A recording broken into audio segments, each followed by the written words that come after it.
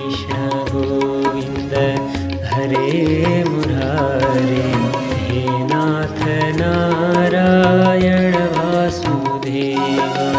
श्री कृष्ण गोविन्द हरे मुरारे, हे नाथ नारायण वासुदेव। अनंत वैकुंठ मुकुंद कृष्ण, अनंत वैकुंठ मुकुंद कृष्ण गोविंद दामोदर माधवेति। श्री कृष्ण गोविंद हरे मुरारे, हे नाथ नारायण वासुदेव, हे नाथ नारायण वासुदेव, हे नाथ नारायण वासुदेव। यसरी दोस्रो अध्यायमा सनकादिहरूका चरणकमलमा वन्दन गर्नुभयो नारदजीले। आज सच्चा आचार्यहरू मैले प्राप्त गरेँ भनेर ढुक्क भएर सनकादिहरूसँग तेस्रो अध्यायमा नारदजीले प्रार्थना गर्दै भन्नुभयो, ज्ञानयज्ञं करिष्यामि सुखशास्त्र कथोज्ज्वलं, भक्तिज्ञानविरागाणां स्थापनार्थं प्रयत्नतः। हे गुरुदेवहरू, हजुरहरूले आज्ञा गरे बमोजिम ज्ञान यज्ञ साक्षात् सुखदेव स्वामीजीले उपदेश गरिबक्सेको श्रीमद् भागवत ज्ञान महायज्ञ अवश्य पनि मैले गर्नेछु। कृपा गरेर बताइदिबक्सियोस्, जुन ज्ञान यज्ञले भक्ति ज्ञान र वैराग्यको स्थापना हुन्छ, त्यस्तो ज्ञान यज्ञ गर्ने स्थान कहाँ छ? उत्तम स्थान बताइदिनुहोस्। स्थलम तद्वाच्यताम। त्यसैगरी श्रीमद् भागवतको महिमा के छ त्यो पनि हजुरहरूले आज्ञा गरिबक्सियोस्। हजुरहरू वेदलाई जान्नेवाला हुनुहुन्छ, शास्त्रको मर्मलाई जान्नेवाला हुनुहुन्छ। यसोस्ले हजुरहरूले बताइदिनुहोस्, कति दिन लगाएर भागवत श्रवण गर्नुपर्दछ? कियद्भिर दिवसै श्राव्या श्रीमद् भागवती कथा, को विधिस्तत्र कर्तव्यो ममेदं ब्रुवतामितः। अनि भागवत श्रवण गर्ने विधि के छ त्यो पनि हजुरहरूले बताइदिबक्सियोस्। सनकादिहरूले भन्नुभयो, नारदजी सुन्नुहोस्, हजुर विवेकी हुनुहुन्छ, विनम्र हुनुहुन्छ, शिष्यमा हुनुपर्ने सारा लक्षण हजुरमा छन्। त्यसो हुनाले हामी सबै बताउँछौँ। गङ्गाजीको पावन तट, जसलाई हरिद्वार नामले शास्त्रले बताएका छन्, त्यस्तो हरिद्वारमा आनन्द नाम गरेको तट छ, गङ्गाजीको तट। हरिद्वारका धेरै नामहरू छन्। हेर्नु, शास्त्रमा काहीँ हरिद्वार, हरद्वार, गङ्गाद्वार, मायापुरी आदि गरेका हरिद्वारका नामहरू छन्। हामी जसरी पाठ गर्छौँ नि, अयोध्या, मथुरा, माया, काशी, काञ्ची, हेवन्तिका, पुरी, द्वारावती चैव सप्तैता मोक्षदायिका भनेर यहाँ बताइएको मायापुरी भनेको साक्षात् हरिद्वारको नाम हो। त्यस्तो हरिद्वारमा आनन्द नाम गरेको तट गङ्गाजीको। वस्तुतः सबै कुराले आनन्दै आनन्द त्यहाँ भएको हुनाले नि आनन्द नाम हो त्यसको। नाना ऋषिगणैः जुष्टं देव सिद्ध निसेवितं। तमाम ऋषिहरूले त्यहाँ साधना गर्नुभएको छ, देवताहरू रहनुभएको छ, सिद्धहरू सबैले जसलाई अभिमत गर्नुभएको छ, त्यस्तो पवित्रतम स्थल हरिद्वार, जहाँ सुन्दर सुन्दर लहराहरू छन्, जहाँ सुकोमल बालुवा छन्, अति रमणीय स्थान छ, एकान्त स्थल छ, कथा श्रवण गर्नका निमित्त, यज्ञ गर्नका निमित्त, जहाँ अत्यन्तै सुवर्णका रङ्गका कमलहरू खिलिरहेका छन्, फुलिरहेका छन्, सुगन्ध बगाइरहेका छन्। जुन स्थानमा निवास गर्ने जीवात्माहरू परस्परमा कुनै प्रकारको वैरभाव गर्दैनन्। यत् समीपस्थ जीवानां वैरं चेतसी न स्थितम्। त्यहाँ एउटा सिंहले पनि र एक हरिणले पनि सँगै गङ्गाजीको जलपान गर्दछन्। त्यस्तो पवित्रतम स्थलमा भागवतको अनुष्ठान भयो भने त्यहाँ ज्ञान, भक्ति, वैराग्य सबै प्रकट हुनेछन्। शरीर जीर्ण भएका रोगाएका त्यस्ता पुत्रहरू भागवतका बलले पुष्ट भएर ज्ञान र वैराग्य उनलाई साथमा लिएर भक्तिदेवी त्यहाँ प्रकट हुन्छन्। यत्र भागवती वार्ता तत्र भक्त्यादिकं व्रजेत। जहाँ भागवती कथा हुन्छ, भागवत गङ्गाको प्रवाह हुन्छ, त्यहाँ भक्ति ज्ञान वैराग्य तिनै प्रकट हुन्छन्। तिनैलाई युवत्व प्राप्त हुन्छ, यिनीहरू तरुण बन्दछन्। वृद्धता जानेछ, रोग जानेछ, कष्ट जानेछ।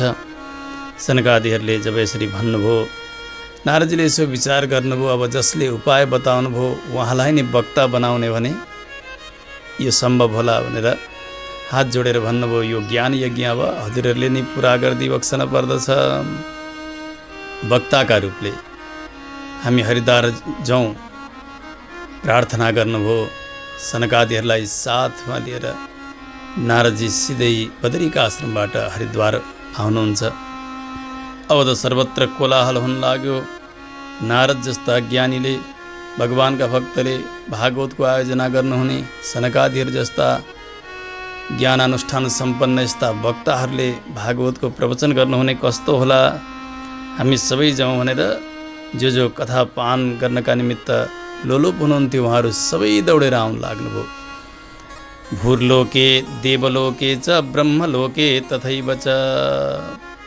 पृथ्वीमा मात्र होइन, देवलोकसम्म ब्रह्मलोकसम्म पनि सर्वत्र यो कोलाहल हुन लाग्यो। हो, हरिद्वारमा यस प्रकारको भागवतको अनुष्ठान चल्दैछ, नारदजीले आयोजन गर्दै हुनुहुन्छ, हामी सबै जाउँ भनेर दौडेर आउन लाग्नुभयो। श्रीमद् भागवत रूपी अमृतलाई पान गर्न रसलम्पट जो हुनुहुन्थ्यो उहाँहरू सबै दौड्दै आउनुभयो। दौडने मध्ये अगाडि भने वैष्णवजनहरू दौडेर आउनुभएको थियो। हेर्नु, धावन्तो प्यायु सर्वे प्रथमम एच वैष्णवाः। वैष्णवजनहरू जहाँ श्रीमद् भागवतको प्रवचन हुन्छ, अनुष्ठान हुन्छ, त्यहाँ यसै दौडिनुहुन्छ, किनभने श्रीमद् भागवत वैष्णवहरूको सर्वस्व हो भनेर बताइएको छ। श्रीमद् भागवतम पुराण तिलकम यद वैष्णवानाम धनम। त्यसो हुनाले आज सबै दौडिनुभयो। ऋषिहरू पनि आइरहनु भएको छ।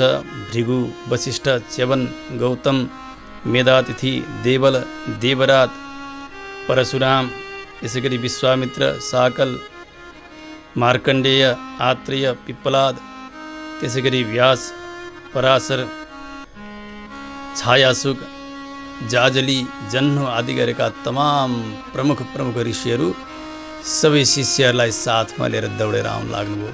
कतिपय ऋषिहरू गृहस्थ हुनुहुन्थ्यो, उहाँहरूले आफ्ना पुत्रलाई, आफ्नी पत्नीलाई पनि साथमा लिएर आउन लाग्नुभयो भागवत श्रवण गर्नका निमित्त हरिद्वारमा। केवल मनुष्य मात्र होइन, ऋषिहरू मात्र होइन, वेदान्तानि च वेदाश्च मन्त्रास्तन्त्राश्च मूर्तयः। सारा उपनिषदका ऋचाहरू प्रकट हुन लाग्नुभयो, मूर्तिमान भएर वेदहरू प्रकट हुन लाग्नुभयो। सारा मन्त्रहरू, तन्त्रहरू, सत्र पुराणहरू, व्याकरण, छन्द आदि गरेका षट्शास्त्रहरू, गङ्गा आदि गरेका नदीहरू, पुष्कर आदि गरेका सरोवरहरू, पवित्रतम क्षेत्रहरू, दण्डक आदि गरेका वनहरू पनि मूर्तिमान भएर प्रकट हुन लाग्नुभयो हरिद्वारमा। हिमालयहरू पनि प्रकट हुनुभएको छ। देव, गन्धर्व, दानवाः, देवताहरू आउनुभयो, गन्धर्वहरू आए, दानवहरू पनि प्रकट हुन लागे भागवत रसामृत पान गर्नका निमित्त। उस समयमा पनि कोही ऋषिहरू, देवताहरू निमन्त्रणा खोज्ने हुनुहुँदो रहेछ। हेर्नु, जसरी अहिले हामी खोज्छौँ नि, अमुकका घरमा भागवतको आयोजना त भयो तर हामीलाई निम्तो छैन भनेर हामी बस्दछौँ। त्यस्ता अभिमानी कोही हुनुहुन्थ्यो, उहाँहरूलाई भृगु नाम गरेका ऋषिले गएर सम्झाइ बुझाइ गरेर लिएर आउनुभयो। हेर्नु, भागवत जहाँ लाग्दछ नि त्यहाँ कर्ताले निमन्त्रणा गरेर हामी सुन्न गयौँ भने आफूले श्रवण गरेको आधा फल कर्तालाई मिल्दछ। यदि निमन्त्रणा बिनै हामी कथा सुन्न जाने हो भने कर्तालाई बाँडिरहनु पर्दैन, सबै फल आफ्नै लागि हुन्छ। त्यसो हुनाले जहाँ भागवतको अनुष्ठान हुन्छ नि त्यहाँ निमन्त्रणा नभएका ठाउँमा ज्यादा जाने गर्नुपर्दछ। निम्तो नभएका ठाउँमा भोजन गर्न हुन्न, शास्त्रले निषेध गरेका छन्। त्यसो हुनाले भोजन नगरिदिने, व्यासपीठबाट मिल्ने तुलसी पुष्प इत्यादि लिएर कथा श्रवण गरिसकेपछि फर्केर आउने, यसरी श्रवण गर्ने भने उत्तम फल मिल्दछ। हेर्नु, त्यसो हुनाले जहाँ भागवतको आयोजन भएको हुन्छ त्यहाँ निम्तो खोजेर बस्न हुन्न। यसरी जब सम्झाउनु भयो भृगु ऋषिले, अब त कोही बाँकी रहनु भएन, सबै दौडेर आउन लाग्नुभयो। विशाल सभा हुन लाग्यो। त्यहाँ त हो नारदजी दीक्षित हुनुभएको छ, कुमारहरूलाई व्यासासनमा आसन तयार गरिदिनु भएको छ। यथोचित व्यास पूजन गर्नुभयो नारदजीले। आउनुभएका तमाम श्रोताहरूलाई मिलाएर आसन दिनुहुन्छ। वैष्णवाश्च विरक्ताश्च न्यासिनो ब्रह्मचारिणः मुखभागे स्थितास्ते च तदग्रे नारद स्थितः। आउनुभएका तमाम भक्तहरूमध्ये वैष्णवजनहरूलाई अगाडि स्थान दिनुभयो बस्नका निमित्त नारदजीले कथा सुन्नका लागि।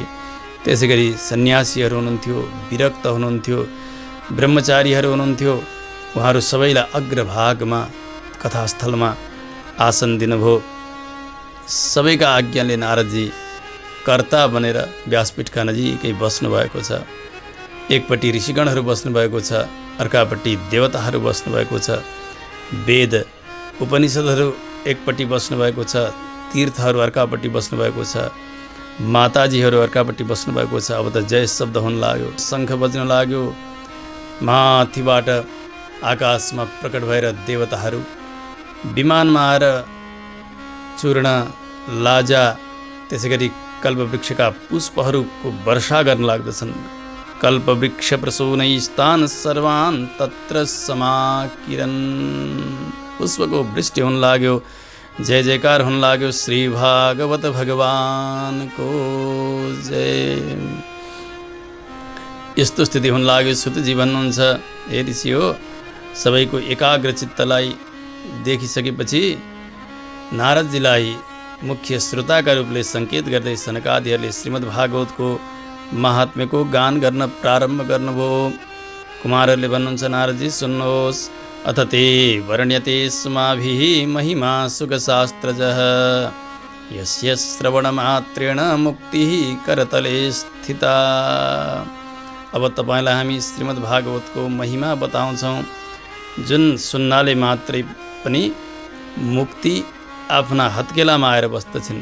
सुन्नुहोस्, श्रीमद् भागवत सप्ताह श्रवण गर्नका निमित्त, श्रीमद् भागवत कथा श्रवण गर्नका निमित्त कुनै दिनको नियम छैन, कुनै कालको नियम छैन। सदैव श्रवण गर्न सकिन्छ। सदा सेव्या श्रीमद् भागवती कथा यस्या श्रवणमात्रेण हरिश्चित्तं समाश्रयेत्। सदैव भागवत सुन्न सकिन्छ। हेर्नु, भागवत सुन्नका लागि कोही समय, कोही खास मुहुर्तको आवश्यकता रहन्न।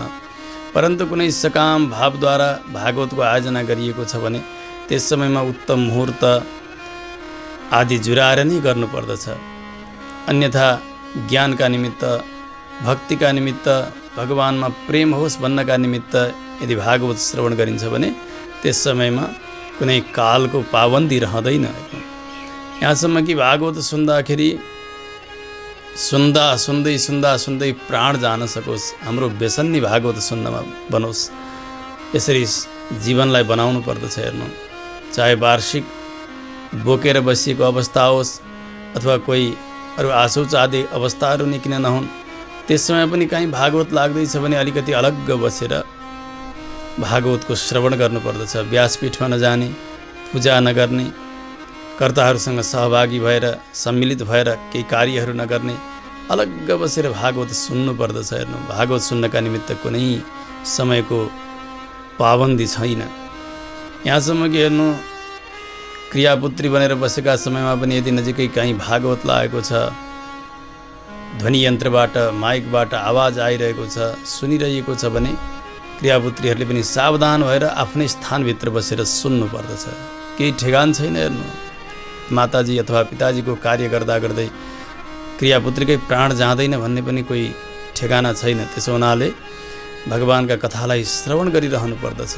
त्यसैले त हेर्नु, दशाका भित्र पनि गरुड पुराण सुनाइन्छ, कर्ताहरूलाई नै लक्ष्य गरेर। भगवानका कथा सुन्नका निमित्त त्यस बेलाको आशोचले कोही निषेध गर्दैन। यति हो कि वार्षिक आदिका समयमा, बरखीका भित्रमा अथवा कोही आशौचका समयमा आफूले आयोजना गरेर भागवत भने सुन्न हुन्न।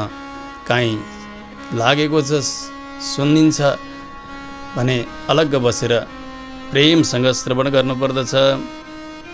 जुन भागवती कथा श्रवण गर्नाले भगवान चित्तमा आएर निवास गर्नुहुन्छ।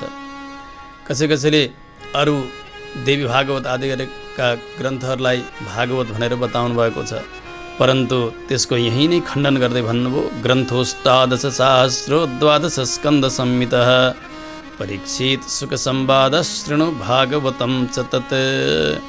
जहाँ 18,000 श्लोक छन्, 12 स्कन्धहरू छन्, जहाँ परीक्षितजी र सुखदेव स्वामीजीको दिव्य संवाद छ, त्यसैलाई नै भागवत भन्नुपर्दछ। जहाँ अहिले हामी वाचन गरिरहेका छौँ यस सप्ताहमा, यसैलाई नै भागवत भनेर जान्नुपर्दछ।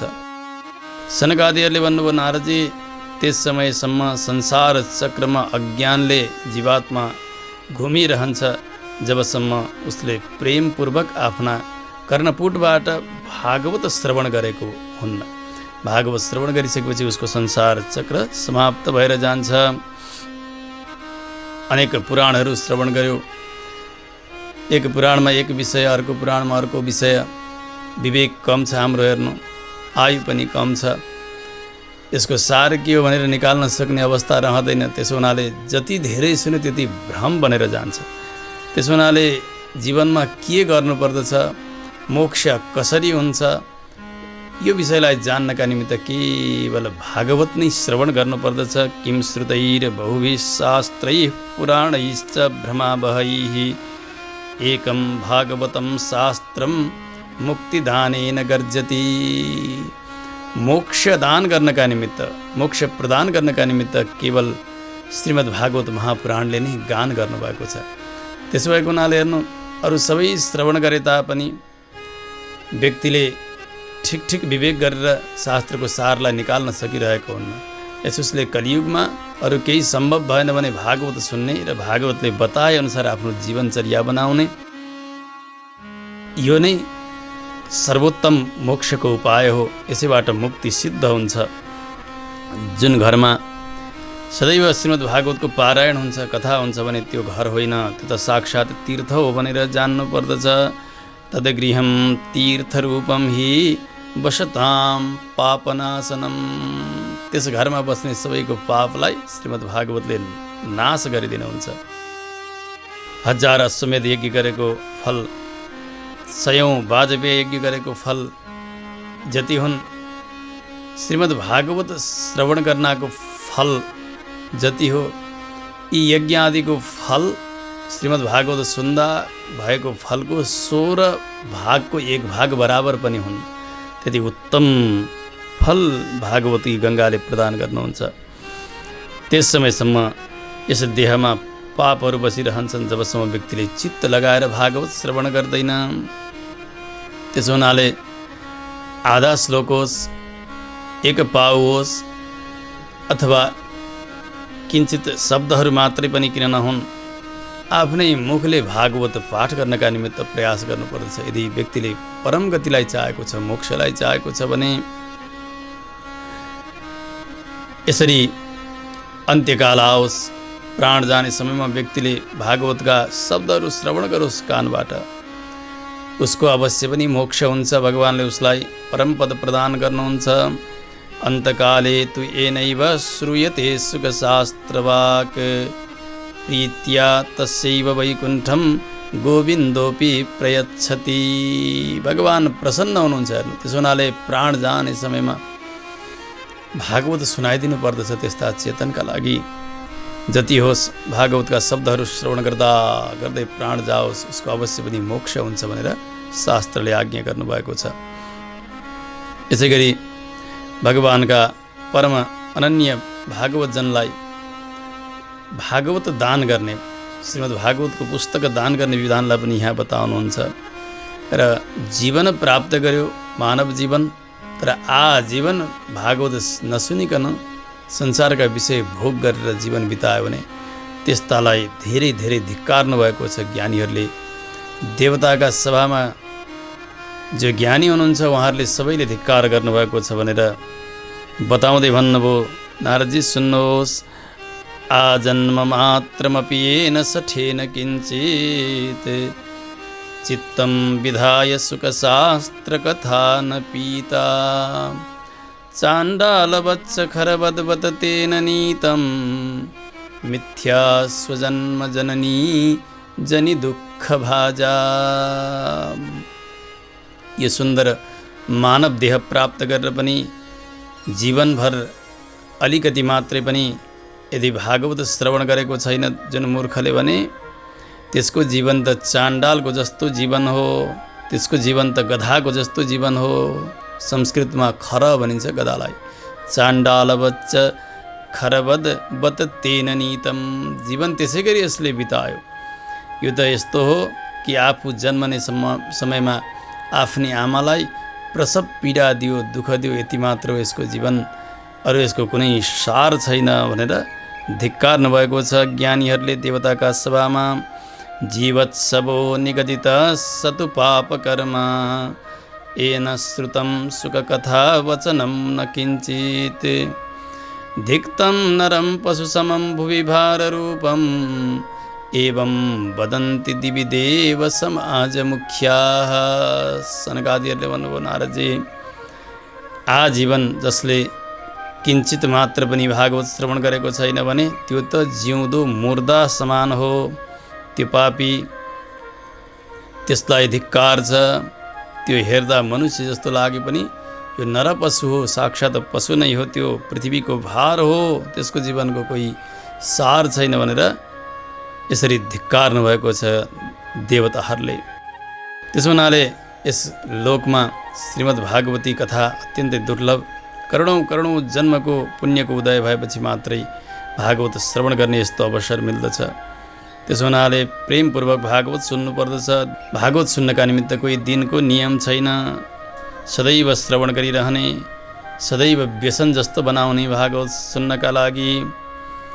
परन्तु अनुष्ठानका विधिले गर्नुपर्दाखेरि यसका पालन गर्नुपर्ने केही विशेष नियमहरू छन्। सत्य बोल्नुपर्ने, ब्रह्मचर्यमा रहनुपर्ने, यी आदि गरेका नियमहरू हुन्। त्यसो हुनाले कलियुगी प्राणीहरूले, मनुष्यहरूले यी नियमहरूलाई सदैव पालन गरिरहन नसक्ने हुनाले नै सुखदेव स्वामीजीले विशेष आज्ञा गर्नुभएको छ। मनोवृत्ति जयश्चैव नियमाचरणं तथा दीक्षां कर्तुम् अशक्यत्वात् सप्ताह श्रवणं मतम।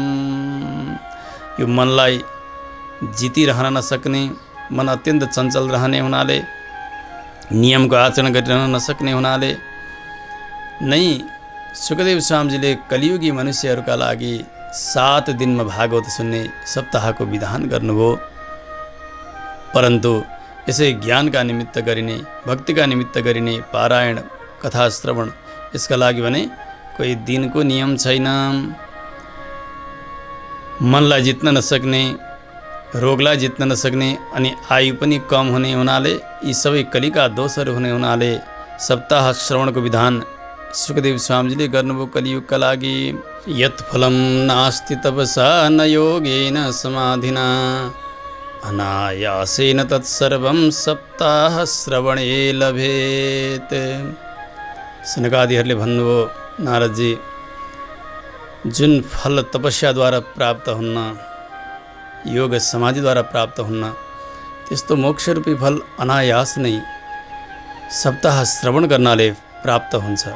त्यसो हुनाले यज्ञभन्दा पनि श्रेष्ठ सप्ताह, व्रतहरूभन्दा पनि श्रेष्ठ, तपस्याभन्दा श्रेष्ठ, तीर्थाटनभन्दा श्रेष्ठ, योगभन्दा, ध्यानभन्दा, ज्ञानभन्दा कति बताऊँ नारदजी। किं ब्रूमो गर्जनं तस्य रे रे गर्जति गर्जति। मोक्षका निमित्त भागवत भगवानले डिन्डिम घोष नै गर्नुभएको छ। यो सुन्ने बित्तिकै सौनकलाई बडा आश्चर्य लाग्यो।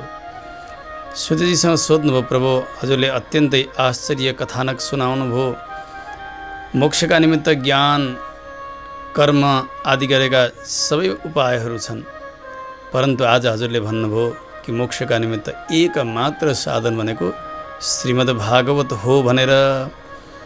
कसरी यो हुन सक्दछ र प्रभु? निश्रेयसे भागवतं पुराणं जातं कुतो योगविदादिसूचकम्। श्रुतजीले भन्नुभयो, हेर्सियो सुन्नुहोस्, जब भगवान श्री श्याम सुन्दर 125 वर्षसम्म यस धरामा रहेर लीला गर्नुभयो, सारा कार्यहरू सम्पन्न गर्नु, भगवानले धर्म संस्थापन गर्नुभयो, देवताहरूले पनि प्रार्थना गरे। अब स्वधाम जानका निमित्त भगवान तयार हुनुहुन्थ्यो।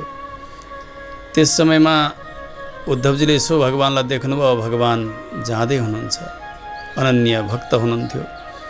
आएर चरणमा वन्दन गर्नुभयो, आँखाबाट आँसुका धारा बगाउनु भएको छ। उद्धवजीले हात जोडेर भगवान श्रीकृष्णसँग प्रार्थना गर्दै भन्नुभयो, प्रभु त्वं तु यास्यसि गोविन्द भक्त कार्यं विधाय च मच्चित्ते महती चिन्ता तां श्रुत्वा सुखमावह। गोविन्द, भक्तको कार्य सम्पन्न गरेर हजुर त वैकुण्ठ जान तयार हुनुभएको छ, परन्तु यो सुनेर, यो जानेर मलाई अत्यन्तै चिन्ता भइरहेको छ प्रभु। अब त घोर कलियुग आइरहेको छ, अत्यन्तै डरलाग्दो कलियुग। त्यस समयमा मनुष्यहरू सबै मूर्ख बन्दछन्। कलियुगी मूर्ख व्यक्तिहरूका सङ्गतले गर्दा सन्तहरू पनि उग्र उग्र बन्नेछन् प्रभु। त्यसबेला पृथ्वीलाई धेरै भार हुनेछ। पृथ्वी पापको भार धान्न नसकेर गाईको रूप धारण गरेर दौडिनेछन्। त्यस समयमा कसले उनको रक्षा गर्ला? किनभने पृथ्वीको रक्षा गर्ने, धर्मको रक्षा गर्ने त केवल हजुर मात्र हुनुहुन्छ नि प्रभु। अन्यो न दृश्यते त्राता त्वत्तः कमललोचन। हे कमलनयन, हजुरदेखि अतिरिक्त अरू कोही कसैलाई पनि मैले रक्षक देखिरहेको छैन। त्यसो हुनाले भक्तहरूमाथि, सज्जनहरूमाथि दया गरिबक्सियोस्। हे भक्तवत्सल, हजुर नजानुहोस्। भक्तका लागि हजुर यस्तो दिव्य मङ्गल विग्रह विशिष्टले सगुण साकार रूपले प्रकट भइबक्सेको छ। जगतमा अन्तर्यामी भएर, विभु भएर, व्यापक भएर रहने यस्ता तत्त्व भक्तको उपासनामा सहजता प्रदान गर्नकै निमित्त हजुरले यति सुन्दर स्वरूप लिएर आइबक्सेको छ प्रभु। त्यसो हुनाले हजुर नजानुहोस्। हजुरको वियोगमा भक्तहरूले आफ्ना प्राणलाई धारण गरिरहन सक्दैनन्। त्वद्वियोगेन ते भक्ताः कथं स्थास्यन्ति भूतले। कसरी यस पृथ्वीमा उनीहरू रहन सक्दछन् र? हेर्नु, भगवानको प्रकृतिको रूप छैन, प्रकृतिको जस्तो गुण भगवानमा छैनन्। भगवानमा दिव्य मङ्गल विग्रह छ, भगवानमा दिव्य कल्याण गुणहरू छन्। त्यस्ता प्रभुलाई सामान्यभन्दा सामान्य मनुष्यहरूले पनि आफ्नै दृष्टिद्वारा, आफ्नै आँखाद्वारा दर्शन गर्न सकिने स्वरूपले भगवान अवतारमा आइबक्सन्छ। यस्ता प्रभुलाई, यो अवतार विशेषमा भएको यो स्वरूपको चिन्तन गरेर आत्माको कल्याण गर्दछन् भक्तहरूले। परन्तु भगवान परस्वरूपमा हुनुहुन्छ, वैकुण्ठमा हुनुहुन्छ भन्दा त्यस्ता वैकुण्ठनाथको साक्षात् अनुभव गर्न अति कष्ट हुन्छ। यही भावले उद्धवजीले भन्नुभयो, प्रभु निर्गुणोपासने कष्टम अतः किञ्चित विचारय। वेदले बताए अनुसार निर्गुण निराकार भनेर जसरी बताएको छ, त्यस्तो स्वरूप जसको गुण छैन, जसको स्वरूप छैन, त्यस्तो स्वरूपको चिन्तन गर्न, ध्यान गर्न अत्यन्तै कष्ट हुन्छ। त्यसो हुनाले हजुर बक्सियोस्, हजुर नजानुहोस्। बार बार उद्धवजीले प्रार्थना गर्नुभयो भगवानसँग। भगवानले विचार गर्नुभयो हो, उद्धवले प्रार्थना गरे, यस्ता भक्तहरूको रक्षाका निमित्त, उनीहरूका आधारका निमित्त मैले अब के गर्ने होला? केही न केही आलम्बन त यिनीहरूलाई दिनुपर्दछ, आश्रय त दिनुपर्दछ भनेर भगवानले विचार गरिबक्सियो। सारा देवताहरू आकाशमा प्रकट भएका छन् भगवानको अन्तिम यात्रालाई दर्शन गर्नका निमित्त। उद्धवजी हात जोडेर खडा हुनुहुन्छ। अन्तिम अवस्था छ। हेर्दा हेर्दै हेर्दा हेर्दै भगवान श्रीकृष्णचन्द्रका श्री विग्रहबाट एक दिव्य तेज प्रकट भयो। जो ऐश्वर्य तेज हो त्यो प्रकट भएर श्रीमद् भागवतमा आएर प्रविष्ट भयो, त्यही समाहित भयो। त्यसो हुनाले श्रीकृष्ण र श्रीमद् भागवत भन्नुमा कति पनि अन्तर छैन। साक्षात् भगवान श्रीकृष्णको वाङ्मय स्वरूप श्रीमद् भागवत महापुराण स्वकीयं यद् भवेत् तेजस्तच्च भागवते दधात् तिरोधाय प्रविष्टोऽयं श्रीमद् भागवतार्णवम्। भगवानले आफ्नो स्वकीय तेज भागवतमा प्रवेश गराउनु भयो। मूर्तिहरू धेरै प्रकारका हुन्छन् हेर्नु, कोही काठले बनेका हुन्छन्, कोही धातुले बनेका हुन्छन्, कोही पत्थरले बनेका हुन्छन्, कोही बालुवाले बनेका हुन्छन्, कोही लेखेर बनाइएका हुन्छन्, कोही लिपेर बनाइएका हुन्छन्। धेरै प्रकारका भगवानका विग्रहहरूको परिकल्पना शास्त्रले गर्नुभएको छ। त्यसमध्ये श्रीमद् भागवत महापुराण भने भगवानको शब्दमयी मूर्ति हो, वाङ्मयी वाणीमयी मूर्ति हो। एउटा वाणी पनि भगवानको श्री विग्रहका रूपले श्रीमद् भागवतका रूपले प्रकट हुनुभएको छ। तेनेयं वाङ्मयी मूर्ति प्रत्यक्षा वर्तते हरेः सेवनात् श्रवणात् पाठात् दर्शनात् पापनाशिनी। जसरी अरू अरू धातु आदिले बनेका श्री विग्रहको सेवा गर्नाले, दर्शन गर्नाले, पूजा गर्नाले सबै प्रकारका पापहरू नाश हुन्छन्, भक्तका अभिष्टहरू सिद्ध हुन्छन्। यसैगरी श्रीमद् भागवत महापुराण श्रवण गर्नाले, साष्टाङ्ग प्रणति गर्नाले, सकिन्छ केही पाठ गर्ने, सकिन्न कसैबाट सुन्ने, त्यो पनि सम्भव छैन भने कमसे कम प्रातःकालमा दर्शन गर्ने, तुलसी पुष्प इत्यादि अर्पण गर्ने, भागवतमा अक्षता चढाउन हुन्न। किनभने भगवान श्री विष्णुलाई अक्षता चढ्दैन। शास्त्रले कोही देवताका लागि कुनै चिज विधान गरेका छन्, कुनै चिज निषेध गरेका छन्। साक्षात् भगवान श्रीकृष्ण साक्षात् भगवान नारायण नै हुनुहुन्छ। त्यस हुनाले भगवानमा अक्षता चढ्दैन। भगवानकै श्री विग्रह भएको हुनाले भागवतजीमा पनि अक्षता चढाउन हुन्न। अक्षता व्यासपीठमा कुनै प्रकारले व्यवहार नै गर्न हुन्न। हेर्न, स्वयं व्यासासनमा बस्ने गुरुजी हुनुहुन्छ, उहाँलाई हामी पूजा गर्दै एकै मन्त्र बोल्दछौँ, व्यासाय विष्णुरूपाय व्यासरूपाय विष्णवे नमो वै ब्रह्मनिधये वासिष्ठाय नमो नमः। व्यासाय विष्णुरूपाय, स्वयं भगवान नारायणकै स्वरूपले व्यासको पूजन गरिन्छ, गुरुको पूजा गरिन्छ। त्यस हुनाले भगवान नारायणलाई अक्षता नचढ्ने हुनाले व्यासपीठमा बस्ने गुरुहरूलाई अक्षता लगाइदिन हुन्न, किनभने नारायणलाई अक्षता चढ्दैन। अनि भगवानकै स्वरूप भएको हुनाले श्रीमद् भागवतमा पनि अक्षता चढाउन हुन्न। व्यासपीठबाट अक्षता लगाइदिन पनि हुन्न, किनभने अक्षता लगाइसकेपछि कस्तो हुन्छ भने लाउने भक्तले गुरुलाई एकपटक प्रणाम गर्न मन लाग्दछ, अनि भागवतमा पनि यसो शिर राखेर जान मन लाग्छ। भएको त्यो आफ्ना निधारमा लगाएको जो अक्षता हो, आफूले लगाएको उच्छिष्ट अक्षता, त्यो त्यही भागवतमा झर्दछ, गुरुजीकै चरणमा झर्दछ। अब भन्नुहोस्, त्यो अक्षताले कोही लाभ भयो, कोही पुण्य भयो कि कोही अपराध भयो? अपराध बन्दछ। त्यसो भएको हुनाले हेर्नु, व्यासपीठबाट गुरुजीहरूले अक्षता लगाइदिन पनि हुन्न।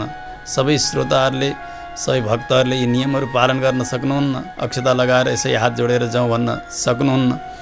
त्यसो हुनाले र गुरुजीलाई लगाइदिएका अक्षताले के हुन्छ भने, गुरुजीलाई लगाइदियो अक्षता अनि लगाएको सुन्दर तिलक इत्यादि पनि त्यो अक्षताले मेटिदिन्छ। यो ऊर्ध्वपुण्ड लगाइन्छ, तिलक लगाइन्छ, यो साक्षात् भगवानका दुई चरण हुन् र बिचमा साक्षात् श्रीका रूपले भगवती लक्ष्मीजी विराजित भइबसेको छ। त्यहाँ माथि अक्षता लगाइदिनु, अरू अरू पोतपात गरिदिनु भनेको के हो भने भगवानलाई पोत्नु जस्तै हुन्छ। त्यसो हुनाले अक्षता लगाइदिन हुन्न। गुरुजीलाई लगाइदियो, लगाइदिइसके पछाडि फेरि के हुन्छ, यसो पाठ गर्दै जाँदाखेरि निधारबाट अक्षताहरू झर्छन्। पुस्तकमा पर्यो, साक्षात् भगवानको स्वरूप हो श्रीमद् भागवत महापुराण। त्यसो हुनाले सबैलाई यसले हानि गर्दछ। अक्षता अत्यन्त उत्तम चिज हो, तर कुनै देवता विशेषलाई नचढ्ने हुनाले, भगवान नारायणलाई अक्षता नचढ्ने हुनाले यहाँ भने व्यासपीठमा गुरुलाई अक्षता लगाइदिन पनि हुन्न र गुरुजनहरूले पनि भक्तहरूलाई व्यासपीठबाट लगाइदिन हुन्न, किन भागवतमा साष्टाङ्ग गर्दा ती अक्षताहरू झर्न सक्दछन्। त्यसो हुनाले गणेश गुरुजी हुनुहुन्छ, अरू गुरुजीहरू हुनुहुन्छ, अक्षता लगाइदिने, प्रसाद दिने अनि उहाँहरूलाई विदा गर्ने, यसो गर्नुपर्दछ। साक्षात् भगवानको यो वाणीमयी स्वरूप हो, मूर्ति हो श्रीमद् भागवत महापुराण, जसलाई सेवा गर्नाले, सुन्नाले, पाठ गर्नाले, केही नभए दर्शन गर्नाले मात्र पनि पाप नाश भएर जान्छन्। त्यसो हुनाले हेर्नु, हामी सनातन वैदिक धर्मावलम्बीहरूका घरमा अवश्य पनि एक श्रीमद् भागवतको पुस्तक विराजमान गराइएको हुनुपर्दछ। पूजा कोठा हुनुपर्दछ। भगवान् सर्वेश्वर शालग्राम राख्नु पर्यो, भगवान्का चित्रपटहरू राख्ने, त्यसै गरी भागवतजीलाई त्यहाँ विराजमान गराउने र त्यसो सेवा गर्नुपर्छ। र भागवतको सेवा गर्दा पानी खन्याउनु हुन्न। हेर्नु, जुन चिजले जसलाई अप्ठ्यारो गर्दछ, जुन चिजले जसलाई हानि गर्दछ, त्यो चिज त्यहाँ अर्पण गर्नुहुन्न। त्यसो हुनाले सुख, चन्दन, तुलसी, पुष्प, माला, फल, नैवेद्य, धूप, दीप, वस्त्र आदिद्वारा भागवत भगवानको सेवा गर्नुपर्छ जस्तो सम्भव रहन्छ। घरमा रहँदा आफ्नो शाखाको एक संहिता वेदको पुस्तक पनि रहनुपर्दछ। श्रीमद् भगवत गीता अनिवार्य हुनुपर्दछ हामी सनातन वैदिक धर्मावलम्बीहरूका घरमा। यी चिजहरू केवल यहाँ मात्र होइन, यहाँबाट परलोक जाने समयमा पनि, अन्तिम अवस्थासम्म पनि यिनीहरूले साथ दिएर रहन्छन्। त्यसो हुनाले भागवतको सेवा गर्ने, दर्शन गर्ने, पाठ गर्ने, श्रवण गर्ने, यसलाई सप्ताह विधिले श्रवण गर्ने हो भने त अझै अधिक फल मिल्दछ। त्यसो हुनाले अरू मोक्षका साधनहरूभन्दा उत्तम श्रीमद् भागवत सप्ताह हुनुभयो भनेर जान्नु पर्दछ। सुतजीले बताउनु भयो, ऋषि हो, दुःख हटाउनु छ, दारिद्र्य हटाउनु छ, पाप प्रक्षालन गर्नु छ, दुर्भाग्य हटाउनु छ भने, काम क्रोधमाथि विजय प्राप्त गर्नु छ भने पनि कलियुगमा सफल साधन भनेको श्रीमद् भागवत महापुराण नै हुनुहुन्छ। भागवतद्वारा नै सारा दोषहरू समाप्त भएर जान्छन्। अन्यथा वैष्णवी माया देवैरपि सुदुस्त्यजा कथं त्याज्या भवेत् पुंभिः सप्ताहोतः प्रकीर्तितः। नभए हेर्नु, भगवान् श्री विष्णुकी माया देवताहरूले त पार तर्न सक्दैनन् भने हामी सामान्य मनुष्यहरूले कसरी तर्न सक्दछौँ र? त्यसो हुनाले कलियुगमा केवल श्रीमद् भागवतकै आश्रय लिनुपर्दछ। भागवतले बताएअनुसार आफ्नो जीवनलाई बनाउनु पर्दछ। भागवतले बताएका बाटामा आफूले हिँड्नु पर्दछ। यो सफल साधन हो मोक्षका निमित्त। सुतजीले भन्नुभयो, यसरी ऋषिहरूले बताउँदै हुनुहुन्थ्यो। हरिद्वारमा श्रीमद् भागवतको महिमा नारदजी सुनिरहनु भएको छ। तमाम देवताहरूलाई पनि आश्चर्य गर्ने त्यो विशाल समाज चलिरहेको छ, सभा चलिरहेको छ, तन्मय भएर सुनिरहेका छन् सबै। त्यसबेला एउटा आश्चर्य हुन लाग्यो त्यहाँ। ती भक्ति देवी श्री वृन्दावन धाममा वृद्ध भएका, रोगाएका, निदाएका दुई पुत्रहरू ज्ञान र वैराग्यलाई लिएर यमुनाजीका तटमा थिइन्। अनुष्ठान कहाँ गरिँदैछ? हरिद्वारमा गङ्गाजीका तटमा। हेर्नु कस्तो चिकित्सा प्रणाली थियो त्यस समयमा। बिरामी छन् यमुनाजीका तटमा वृन्दावनमा, अनि चिकित्सकहरू हुनुहुन्छ हरिद्वारमा गङ्गाजीका तटमा। वहाँबाट गरेको उपचार यहाँ लाग्यो यी बिरामीहरूलाई। आज ज्ञान र वैराग्य सुन्दर बनेर, युवा बनेर, निद्रा पनि यिनीहरूको गयो, जुरुक्क उठ्दछन्। श्रृङ्गारका साथ माता भक्ति देवीका साथमा भगवानको दिव्य नाम सङ्कीर्तन गर्दै गर्दै हरिद्वारमा कथास्थलमा प्रवेश गर्न लागे। भक्ति सुतौ तौ तरुणौ गृहीत्वा प्रेमैकरूपा सहसा विरासीत्। श्रीकृष्ण गोविन्द हरे मुरारे नाथेति नामानि मुहुर्वदन्ति। भगवानका पवित्रतम नाम श्री कृष्ण गोविन्द हरे मुरारे, हे नाथ नारायण वासुदेव इत्यादि नाम संकीर्तन गर्दै गर्दै भक्ति देवी त्यहाँ प्रकट हुन लागिन्। अत्यन्तै सुन्दर श्रृङ्गार छ। भागवतको अर्थरूपी आभूषण धारण गरेकी छन् भक्ति देवीले। त्यस्तै सुन्दरीलाई देख्ने बित्तिकै त्यस सभाका सम्पूर्ण सभासदहरूले भन्नुभयो, कथम प्रविष्टा कथमागतेयम, कहाँबाट यहाँ प्रवेश गरिन्, कसरी यहाँ आइन् नि? सबै तर्क गर्दै हुनुहुन्थ्यो। त्यस समयमा सनकादिहरूले भन्नुभयो व्यासपीठबाट, सुन्नुहोस्, कथार्थतो निष्पतिता धुनेयम। श्रीमद् भागवत कथाका प्रभावले गर्दा आज यिनीहरूका सबै दोषहरू समाप्त भएका हुन्। यसो भन्दै भक्ति देवी सङ्कीर्तनका साथसाथमा व्यासपीठका नजिकै जानुभयो। सबै चकित भइरहेका छन्। गएर सनकादिहरूका चरणमा वन्दना गर्नुभयो। हात जोडेर खडा हुनुभएको छ। प्रार्थना गर्दै भन्नुभयो, प्रभो भवद्भिरद्यैव कृतास्मि पुष्टा कली प्रणष्टापि कथा रसेन क्वाहं तु तिष्ठाम्यधुना ब्रुवन्तु ब्राह्मा इदं तां गिरमुचिरेते। प्रभु, आज हजुरहरू जस्ता करुणानिधान ज्ञानीहरूका कृपाले गर्दा म पुष्ट बनेकी छु। मेरा सारा कलिका दोषहरू समाप्त भएर गएका छन्। श्रीमद् भागवती कथा रसका प्रभावले गर्दा बताउनुहोस् अब म कहाँ बसौँ, कहाँ जाउँ।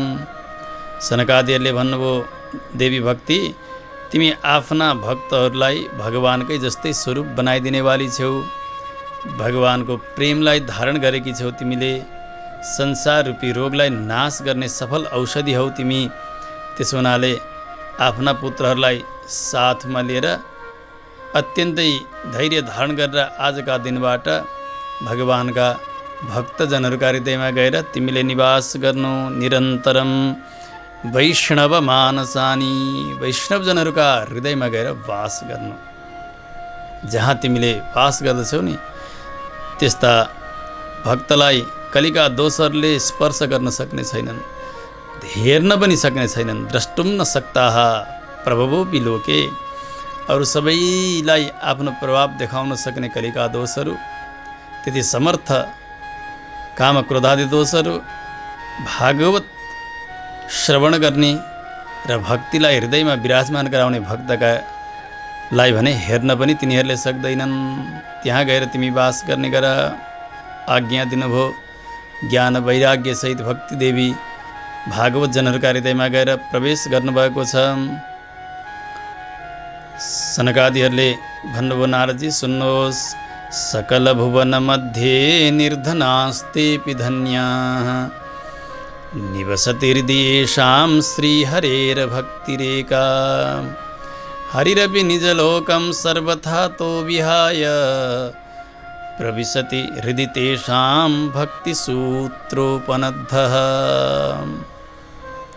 जुन भक्तका हृदयमा गएर भक्तिले वास गर्दछन् नि, संसारका दृष्टिमा संसारको सम्पत्ति उनीहरूको हुँदै नभएका त्यस्ता कोही दरिद्र हुन् संसारका दृष्टिले, परन्तु भक्ति हृदयमा विराजित छिन् भने त्यस्ता व्यक्ति नै वास्तविक धनी हुन् संसारमा। निर्धनास्तेऽपि धन्या, संसारको सम्पत्ति नभए पनि तिनै भक्त सम्पन्न हुन्, धनी हुन्, जसका हृदयमा भक्ति देवीले वास गरेकी छन्। कसरी यसको तात्पर्य सम्झाउँदै भन्नुभयो, हरिरपि निजलोकं सर्वथातो विहाय प्रविशति हृदि तेषां भक्तिसूत्रोपनद्ध। भगवान साक्षात् वैकुण्ठनाथ लक्ष्मीपति त्यस्ता प्रभु त्यो भक्तिरूपी सूत्रमा बाँधिएर, भक्तिरूपी दामलामा बाँधिएर भगवान त्यस्ता भक्तका हृदयमा विवश भएर आएर प्रवेश गर्नुहुन्छ। मानव भक्तिलाई एउटा सूत्र मानिएको छ, एउटा रस्सी मानिएको छ। भक्तका हृदयरूपी किलामा त्यो एक फेर बाँधिएको छ त्यो रस्सी भने, अर्को फेर भगवानका श्री चरणमा बाँधिएको छ। अब दामलाले जसलाई बाँधेको छ, कोही किलामा बाँधिएको छ भने हेर्नु, कसैले तान्दिने हो भने त्यो व्यक्ति त्यही किलाकै नजिक आइपुग्दछ। यसै गरी भक्तिका प्रभावले भगवान साक्षात् वैकुण्ठ छोडेर भक्तका हृदयमा आउनुहुन्छ। स्वयं लक्ष्मीपति भगवान नै हृदयमा आइसकेपछि संसारको ऐश्वर्य नभए तापनि यिनी नै वास्तविक धनी हुन्, यिनी नै सम्पन्न हुन् भनेर जान्नुपर्दछ। किनभने हेर्नु, संसारको सम्पत्ति त केही दिन छ केही दिन छैन। एक मिनट पृथ्वी हल्लँदाखेरि आज कहाँका सडकमा आएर सडकमा बस्ने भने सम्पत्ति एकैछिनमा समाप्त हुन्छ। कुनै प्रकारको महामारी आउन लाग्यो भने सबै कल कारखाना उद्योग धन्दा सबै ठप्प भयो भने धेरै धेरै आफै मै हुँ भन्ने त्यस्ता पुँजीपतिहरू, धनिकहरू उनीहरू पनि समाप्त भएर जान्छन्। किनभने संसारको सम्पत्ति एकछिन छ एकछिनमा छैन। यसोस्ले शास्त्रले के भन्छन् भने सबैभन्दा उत्तम सम्पत्ति भनेको ईश्वर हुनुहुन्छ, भगवान हुनुहुन्छ। भगवान रूपी सम्पत्ति कमाउनका निमित्त जीवनमा प्रयास गर्नुपर्दछ। मनुष्यहरूले यसरी नै अनुभव गर्नुभएको छ। हेर्नु, धनम मदीयम तव पाद पङ्कजम, हे भगवान मेरो सर्वस्व सम्पत्ति भनेको त हजुरका श्री चरण नै हुन्। त्यो मेरो सम्पत्तिलाई कहिले मैले नेत्रहरूद्वारा साक्षात्कार गर्ने, कहिले दर्शन गर्ने भनेर भगवानसँग पुकार गर्नुहुन्छ। भगवान श्री भाष्यकारकै तनियनमा पनि भनिन्छ नि, यो नित्यमच्युत पदाम्बुज युग्म रुक्म व्यामोहतः तदितराणि तृणाय मेने। भगवानका चरणकमल रूपी सम्पत्तिमा व्यामुग्ध बन्नुभएको छ ज्ञानीहरू। भगवान रूपी सम्पत्तिदेखि अतिरिक्त जति हुन् ती सबैलाई तृणाय मेने, एक झार जस्तो पात जस्तो मान्नुहुन्छ। किनभने ईश्वर रूपी सम्पत्ति हेर्नु, न कसैलाई अंशत दिनुपर्दछ, न कहिले भूकम्पले समाप्त गर्छ, न कहिले आग लागेर समाप्त हुन्छ, न पानीले गलाउँछ, न हावाले सुकाउँछ। कसै गरी पनि नष्ट नहुने सम्पत्ति भनेको भगवान नै हुनुहुन्छ हेर्नु। त्यसो हुनाले जुन भक्तका हृदयमा भक्तिले निवास गर्नुभएको छ, त्यो भक्तिरूपी सूत्रमा बाँधिएर भगवान वैकुण्ठ छोडेर उसका हृदयमा प्रकट हुनुहुन्छ। त्यस्तो अविनाशी सम्पत्ति प्राप्त गरेको हुनाले यहाँ संसारका दृष्टिमा सम्पन्न नभए पनि, गरिब भए तापनि तिनै व्यक्ति वास्तविक सम्पन्न हुन् भनेर जान्नु। सनकादिहरूले भन्नुभयो, नारदजी कति बताउँ तपाईँलाई भक्तिको महिमा, साक्षात् भागवतको महिमा। ब्रह्मोद्यते किमधिकं महिमानमेवं ब्रह्मात्मकस्य भुवि भागवताभिधस्य यत्संश्रयान्निगदिते लभते सुवक्ता श्रोतापि कृष्णसमताम् अलम् अन्यधर्मैः। साक्षात् भगवानको स्वरूप श्रीमद् भागवत महापुराण, जसको आश्रय लिनाले यत्संश्रयात् निगदिते लभते सुवक्ता, जसको आख्यान गर्ने, वाचन गर्ने जो वक्ता हुनुहुन्छ र यसको रसास्वादन गर्ने श्रोताहरू हुनुहुन्छ नि, यहाँहरू सबैले, वक्ता श्रोता सबैले भगवान श्रीकृष्णको समतालाई प्राप्त गर्नुहुन्छ। तात्पर्य यो हो कि भागवत श्रवण गर्दै रहने र भागवतले बताएका बाटामा व्यक्ति हिँड्ने हो भने, जीवन बिताउने त्यसरी हो भने, प्रारब्ध सकिएपछि जब यो शरीर ढल्यो त्यस पछाडि फेरि संसारमा आएर उसले फस्न पर्दैन। साक्षात् भगवानका धाममा जान्छ। भगवानकै जस्तै स्वरूप बनाउन पाउँछन् त्यस्ता चेतनले, भगवानका जस्तै दिव्य मङ्गल विग्रह, र कहिल्यै संसारमा नआउने र उहाँको त्यो आनन्द सागरमा डुबुल्की लगाएर रहन सक्ने यो स्थिति रहन्छ। यस हुनाले मोक्षका निमित्त डिन्डिम घोष गर्नुभएको छ श्रीमद् भागवत महापुराणले। वक्ता श्रोता सबैले प्रारब्ध सकेपछि भगवान श्रीकृष्णको समतालाई प्राप्त गर्दछन्। त्यसो हुनाले अरू साधनहरूभन्दा उत्तम साधन हो मोक्षका निमित्त श्रीमद् भागवत महापुराण भनेर तेस्रो अध्यायमा सनकादिहरूले नारदजीलाई सम्झाउनु भयो। यही आख्यान सुतजीले नैमिषारण्य क्षेत्रमा सौनकादि 88,000 ऋषिहरूलाई सुनाइरहनु भएको छ। श्रीकृष्ण गोविन्द हरे मुरारे, हे नाथ नारायण वासुदेव। श्रीकृष्ण गोविन्द हरे मुरारे, हे नाथ नारायण वासुदेव। अनन्त वैकुण्ठ मुकुन्द कृष्ण, अनन्त वैकुण्ठ मुकुन्द कृष्ण। गोविन्द दामोदर माधवेति, श्रीकृष्ण गोविन्द हरे मुरारे, हे नाथ नारायण